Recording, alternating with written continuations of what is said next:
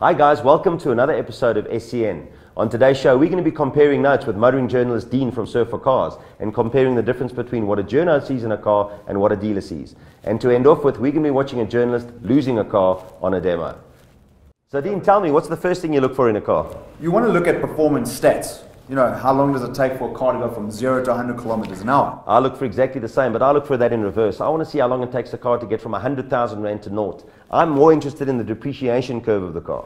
That seems like we're in sort of like parallel worlds. I mean, we look at, as motor journalists, what's the engine performance, the Newton meters, the kilowatts. That's also interesting to me. I've got to tell you, the engine performance for me, I look at from a serviceability point of view. So as a used car, I want to know what kind of money it's going to cost to keep that car on the road for the guy buying it off me. And from our perspective as well, then it's like, what's the road holding like, the handling on corners?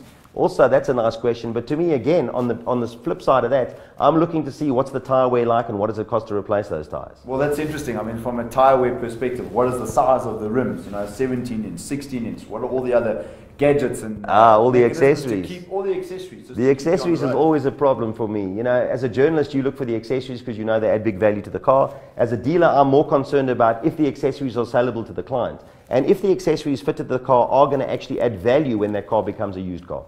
Right, and then of course what the car looks like on the outside, its aesthetic appeal. Aesthetic appeal is very important. You know, again, from a used car point of view, you are going to find cars that launch that just do not find a market, that struggle to sell. So you're always interested in the aesthetics of the car and exactly who they're appealing to. From a pricing perspective, once the car has been launched, how well is it going to be performing in the market?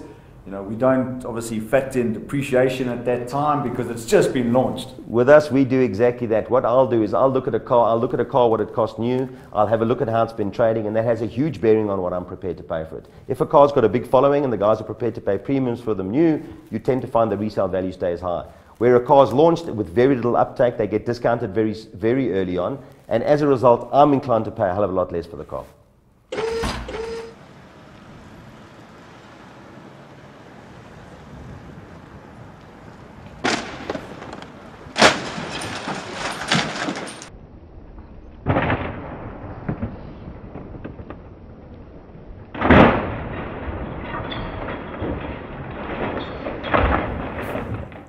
You can see, guys, Dean's excused himself from the room. No self-respecting motoring journalist wants to see one of his own doing something like that.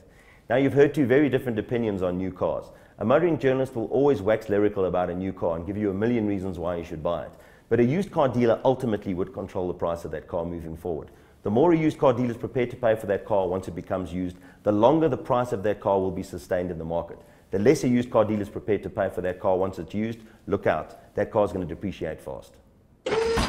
Dean, thanks very much for joining us today. Right, well, thanks for having me as well. It's definitely been a learning experience. Thanks, guys, for watching. Don't forget to smash that like button and check out the original vid on the link below. Subscribe if you haven't already, like us on Facebook, and follow us on Twitter. I've been Nick. It's been real. We'll see you soon. Surf4Cars.